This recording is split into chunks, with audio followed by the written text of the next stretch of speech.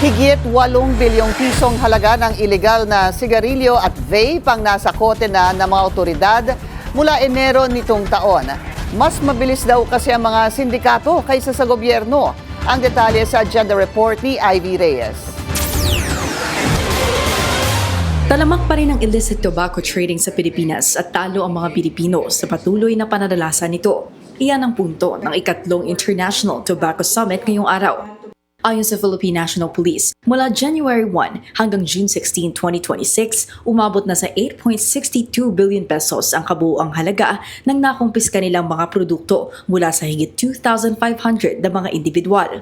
Sa ulat ng ahensya, nasa Region 13 sa Caraga ang pinakamalaking bulk ng nasa koteng mga produkto na umabot sa 3.3 billion pesos. Nasa Mindanao daw ang concentration ng kalakalan dahil sa mga daungan dito pumapasok ang mga kontrabando. Sumunod dito ang Region 7 with 1.2 billion pesos at Region 3 with 477,000 pesos. Dagdag na mga otoridad, may mga nahuhuli silang Chinese at Malaysian nationals sa mga operasyon. Base sa datos ng National Tobacco Administration o NTA, nasa 2.5 milyong mga Pilipino ang nasa tobacco industry, kaya malaking pinsala raw talaga ang tinatamaan ng mga iligal na kontrabando. Tobacco is more than an agricultural product.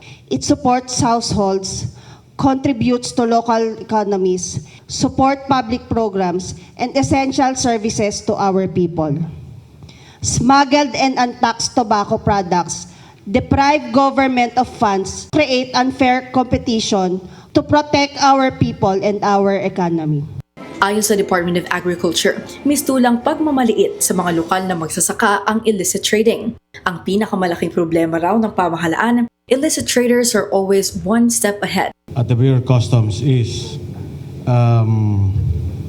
yun po, they are highly organized, they are highly financed. We all know that the Bureau of Customs is trying its best at the borders to see to it that illicit tobacco are not coming in. The challenge, one of the challenges presented by the PNP through technology. Our Commissioner Nepomuceno, would like to modernize the Bureau of Customs. Principally to see to it that technology is used at its best.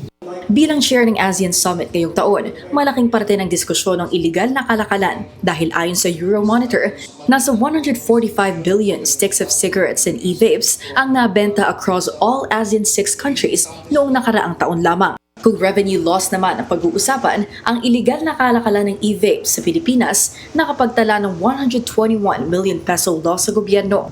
Para sa agenda, Ivy Reyes, Billionaire News Channel.